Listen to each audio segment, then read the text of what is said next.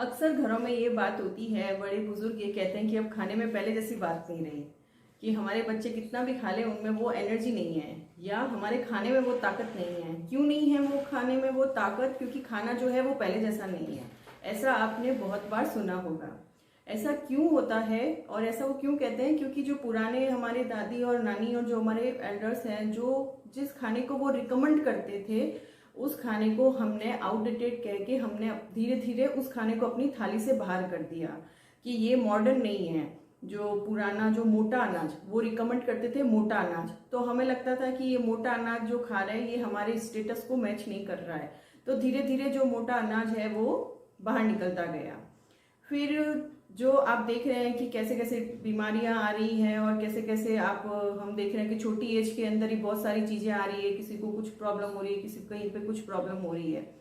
वो मोटा अनाज जो रिकमेंड करते थे, ऐसा वो क्या है उस मोटा अनाज में कि वो रिकमेंड करते थे? मैंने अपने थंबनेल में एक वर्ड यूज लिया है, हम्बल सुपर फूड। वो मैं आपको वीडियो के एंड में बताऊंगी कि मैंने इसको हम्बल सुपर फूड क्यों बोला है। क्योंकि पहले हम बात करते हैं कि बाजरा जो मोटा अनाज कह रहे हैं, मोटे अनाज में बहुत सारी चीजें हैं, लेकिन आज हम बात करने वाले हैं सिर्फ बाजरे के बारे में। तो बाजरा जो है वो कह सकते हैं कि बहुत ज्यादा फाइबर रिच है।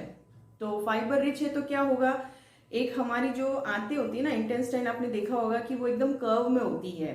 वो क्या करती है, लंबी बहुत होती है। तो फाइबर रिच जो फूड हम लेंगे ना, उसको वो धीरे धीरे धीरे धीरे डाइजेस्ट करेगी। धीरे धीरे डाइजेस्ट करेगी तो क्या होगा, जो शुगर है वो धीरे धीरे हमारे ब्लड के अंदर आना स्टार्ट होगा। धीरे धीरे आएगा तो एकदम से हमारा ब्लड शुगर जो है वो जंप नहीं होगा। जबकि वही अगर आप महीन आटा खा रहे हैं, महीन आटा बोले तो मैदा, अगर हम मैदा खा रहे हैं तो एकदम से हमारे ब्लड के अंदर जो शुगर का जो कंटेंट है वो एकदम से जंप करता है और फिर ब्लड शुगर रिलेटेड और ये सारी वहां से गड़बड़ होना स्टार्ट हो जाती है। रूट कॉज यहाँ से है। दूसरा कि ये क्या करता है कि कोलेस्ट्रॉल को कम करता है। कोलेस्ट्रॉल कम होगा तो क्या करेगा, हमारा जो हार्ट है उसको एकदम से हेल्दी रखेगा। हार्ट रिलेटेड कोई भी जो प्रॉब्लम्स है वो नहीं होगी। अब मैं आपको ये बता रही हूँ कि ये हम्बल कैसे हुआ। हम्बल मतलब हमें पता है हम्बल का मतलब क्या हुआ है, और सुपर फूड तो ये है। तो हम्बल सुपर फूड कैसे हुआ? एक तो जो ये बाजरा जो है, जो हमको आप अब ये जो डाइटिशियंस वगैरह और आपको जो रिकमेंड करेंगे, तो वो आपको बड़े बड़े मॉल के अंदर बड़ी स्मार्ट और उसमें डिजाइनिंग में मिलेगा आपको। तो वो 100-150 ग्राम बिस्किट जो आप लेंगे मिलेट्स का, वो आपको 150 रुपीज तक भी मिलेगा। तो आप सोच सकते हैं कि कितना बड़ा इसका एक मार्केट हो चुका है। तो एक वो टाइम था जब हमने इसको अपनी थाली से बाहर निकाल दिया था, और अब वही टाइम है जो हम डाइटिशियन और किसी के रिकमेंड करने से हम स्मार्ट पैकेजिंग वाला मिलेट्स जो है वो हम काम में ले रहे हैं। हम इसके सब्सिट्यूट भी काम में ले रहे हैं, हम इसके कुकीज, हम इसकी बिस्किट्स जो एक्सपेंसिव है वो हम सब काम में ले रहे हैं। लेकिन यही अगर हमें अभी भी खुला और ऐसे दिख जाएगा कहीं पे, जो ये आपको किराना की शॉप पर खुला दिख जाएगा, तो वो हम नहीं ले रहे। वो हमारे क्या माइंडसेट है कि ये सब जो खुला मिल रहा है ये जानवरों के लिए, ये हमको कबूतर को डालना है, ये हमको पक्षियों को डालना है, वो हमें हमारे लिए यूज नहीं करना है। ये हम्बल सुपर फूड इसलिए है कि एक इंटरनेशनल जर्नल में ये आया था कि जो बाजरे की खेती के लिए, एक तो इसमें पानी कम चाहिए, इसलिए कम एरिया वाले जगह में तो ये वरदान है ये। दूसरा इसके अंदर क्या है कि यूरिया का जो कंटेंट है ना वो भी कम चाहिए। यूरिया भी इसमें खपत कम होती है।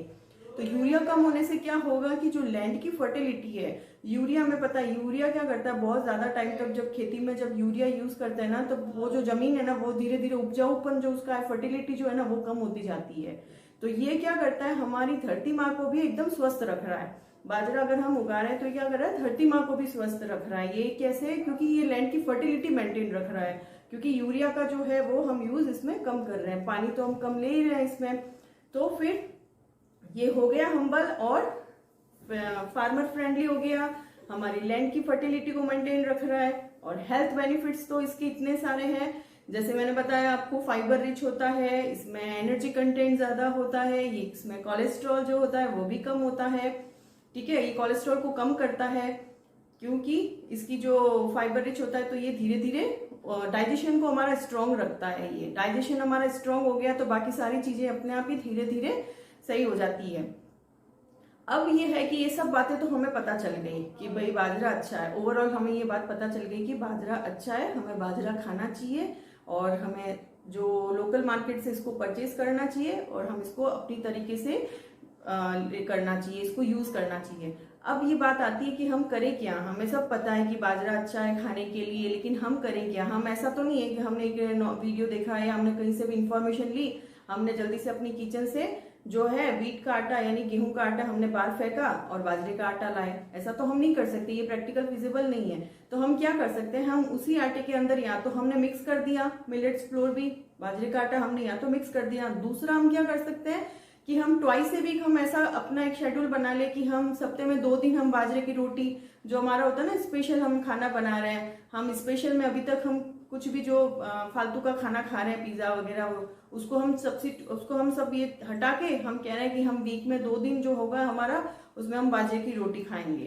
तो उससे क्या होगा ना, तो हम एकदम से किसी भी चीज को एडप्ट नहीं कर पाते, तो हम धीरे धीरे अपनी हैबिट में इसको लाना स्टार्ट करेंगे।